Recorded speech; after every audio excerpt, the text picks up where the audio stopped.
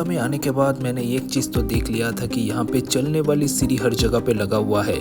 मतलब अगर आपके पैरों में दर्द है, कमर में दर्द है या फिर आप एक आलसी इंसान हैं तो फिर आप ये सीढ़ी यूज़ कर सकते हैं। रास्ता के इस साइड से लेके उस साइड में जाने के लिए भी आप इसे यूज़ कर सकते हैं जैसे हमने किया। पर नीचे उतरने के लिए आपको अपना पैर ही यूज़ करना पड़ेगा क्योंकि कहना ये है कि इतना आलसी होना भी ठीक है नहीं। तो भाई साहब रविंद्र सदन मेट्रो स्टेशन से 1 किलोमीटर लगातार चलने के बाद आखिरकार हम लोग पहुंच चुके थे विक्टोरिया मेमोरियल के सामने, जहां पे अंदर जाने के लिए आपको 50 रुपये का टिकट काटना पड़ेगा अगर आप गार्डन, म्यूजियम, गैलरी सब घूमना चाहते हैं। और अगर सिर्फ आप गार्डन में बैठ के ही नज़ारा का मज़ा लेना चाहते हैं तो फिर 30 रुपये का टिकट काफ़ी है।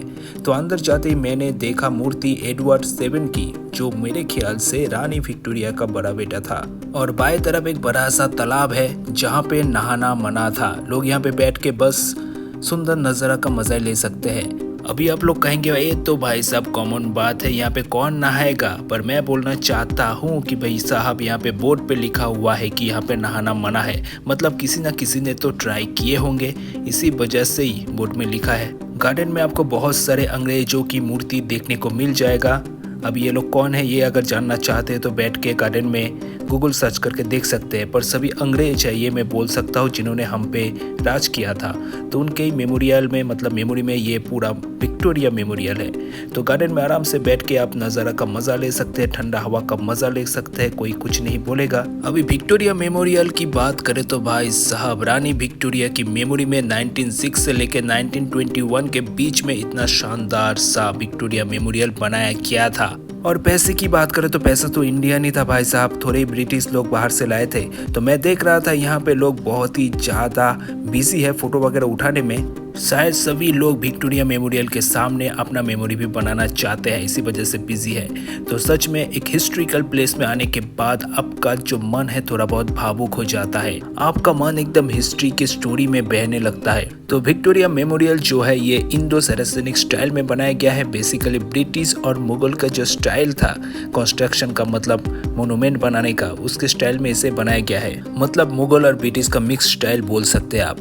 तो ध्यान से इसे देखने से ही सच में भाई साहब हिस्ट्री में हम बहने लगते हैं। आपका मन चला जाता है हिस्ट्री की तरफ कि एक टाइम पे यहाँ पे बहुत सारे अंग्रेज थे, अंग्रेज सैनिक तैनात थे जो चारों तरफ देखते रहते थे कि भाई साहब कहीं से अटैक तो नहीं हो रहा है। और आज हम लोग यहाँ पे टूरिस्ट होके घूमने आ चुके हैं। मतलब कहाँ से कहाँ तक सफर तय किया है इस मोनूमेंट ने। मैं बाएं तरफ का रास्ता नहीं पकड़ के पत्थर के ऊपर से चल रहा था, इससे मेरा पैरों के नीचे जो फिजियोथेरेपी हो रहा था वो अच्छा लग रहा था। मंडे को यहाँ पे बंद था जो मुझे पता नहीं था, पर यहाँ पे बोर्ड देख के पता चल गया और मैंने नोट कर लिया कभी मंडे को यहाँ पे नहीं आना है। तो भाई साहब यहाँ पे जो मूर्ति वगैरह है वो बहुत ही सुंदर है। सच में पता चल रहा है कितना अच्छे से इसे बनाया गया है। रानी विक्टोरिया जी की मूर्ति है और लोग यहाँ पे उनके साथ फोटो उठाने में, सेल्फी उठाने में बिजी है। शायद इनको पता है कि एक टाइम पे जो ओरिजिनल विक्टोरिया जी थी उनके साथ इनको मौका नहीं मिला था फोटो उठाने का, तो अभी शायद मूर्ति के साथ ही फोटो वगैरह उठा के ये लोग खुश होना चाहते हैं, जो अच्छी बात है क्योंकि अभी उस टाइम पे ये लोग पैदा हुए नहीं थे तो इनका क्या गलती। तो मैं घूम घूम के देख रहा था यहाँ पे पत्थर के ऊपर जैसा काम किया गया है सच में बहुत ही लाजवाब है। आप देखते रहेंगे कि कितना सुंदर सा काम किया गया। और सामने जो विक्टोरिया मेमोरियल है वो भी बहुत ही सुंदर लगता है। हर एक जगह पे बहुत ही अच्छा काम किया गया है। तो अभी अंदर जाने का बात हो चुका है, मतलब बारिश हो रहा था तो इसी वजह से हम लोग जल्दी जल्दी अंदर जाने लगे। तो यहाँ पे आपका चेकिंग वगैरह किया जाएगा ताकि आप ऐसा कुछ लेके अंदर ना जाओ जो चीज़ लेके आपको जाना चाहिए नहीं। तो अंदर में भी आप घुसने से ही आपको पता चलेगा कि कितना शानदार है, कितना शानदार मूर्ति है यहाँ पे, जैसे जॉर्ज 5 का भी मूर्ति है। और सच में बहुत ही अच्छा लग रहा था। और 1911 से लेकर 1921 तक जो यहाँ पे कंस्ट्रक्शन का काम किया गया था विक्टोरिया मेमोरियल में, उस सब की फोटोज भी यहाँ पे है। और सच में भाई साहब इतना पुरानी फोटो वगैरह देखने के बाद अपना मन तो एकदम हिस्ट्री में खो गया था। और एहसास हो रहा था कि एक टाइम पे यहाँ पे कितना ज़्यादा मेहनत करके ये पूरा कंस्ट्रक्शन करके मोनूमेंट को बनाया गया था।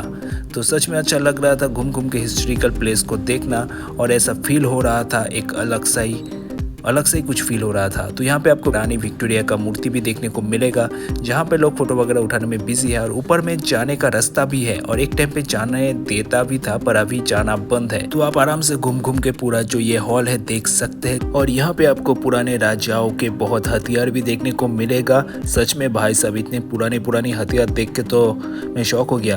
और यहाँ पे चेयर जो दिखाया गया वो शायद रानी विक्टोरिया का था या फिर किसी और का, पता नहीं। पूरे हॉल में लोगों का भीड़ धीरे धीरे बढ़ रहा था और मुझे ऐसा लग रहा था कि सभी लोग हिस्ट्री के साथ जुड़ने लगे हैं। देख ही सकते कितना भीड़ है और हॉल में ऐसे पुराने मैसेज देखने के बाद सच में भाई साहब फीलिंग्स तो और भी ज्यादा गहरा होने लगा हिस्ट्री को लेके और पुराने सब तस्वीर और भी ज्यादा हमें इमोशनल कर रहा था।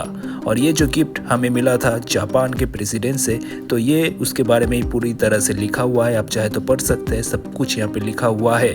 और पुराने राजाओं का हथियार तो हर जगह पे देखने को मिल रहा था। सच में एक अलग ही एहसास हो रहा था हिस्ट्री को लेके और पता चल रहा था कि ये सब घटना एक टाइम पे घटा था। जैसे कि ये पुरानी तोप देखिए जो एक समय पे जंग में यूज किया गया था, अभी ये म्यूजियम में है। तो देख के पता चल रहा है कि कितना घटना, मतलब कितनी स्टोरी एक चीज के साथ यहाँ पे जुड़ी हुई है। तो यहाँ पे आप देख सकते हैं ये जो तोप है, ये बड़ा सा सुंदर सा तोप, कितना अच्छा काम किया गया है तोप के ऊपर। ये राजा कृष्णचंद्र रॉय जो कृष्णनगर के राजा थे उनके समय का है। और अगर आपको ब्रिटिश हिस्ट्री पसंद है तो फिर भाई साहब आप लॉर्ड क्लाइव को तो जानते ही होंगे कि कितना स्ट्रिक्ट थे ये। अगर नहीं पता है तो फिर भाई साहब आप पढ़ सकते हैं इनके बारे में। तो अंदर में यहाँ पे फोटो वगैरह वीडियो वगैरह उठाना मना है। बेसिकली यहाँ पे आर्ट्स की एग्जीबिशन है। थॉमस विलियम और डेनियल विलियम जो ब्रिटिश ब्रदर्स थे, उन्होंने ही घूम घूम के पूरे इंडिया घूम घूम के जो अपना पेंटिंग वगैरह बनाया था उसका एग्जीबिशन यहाँ पे है। आप चाहे तो आराम से देख सकते हैं, बहुत ही सुंदर सुंदर पेंटिंग उन्होंने बनाए थे। तो ऊपर बाएं तरफ उठने की सीढ़ी है, ऊपर उठने के बाद आपको पता चलेगा कि यहाँ पे जो हमारे देश के जो स्वाधीनता संग्रामी थे, जो फ्रीडम फाइटर्स थे, उनके ही मेमोरी में ये जगह को बनाया गया है।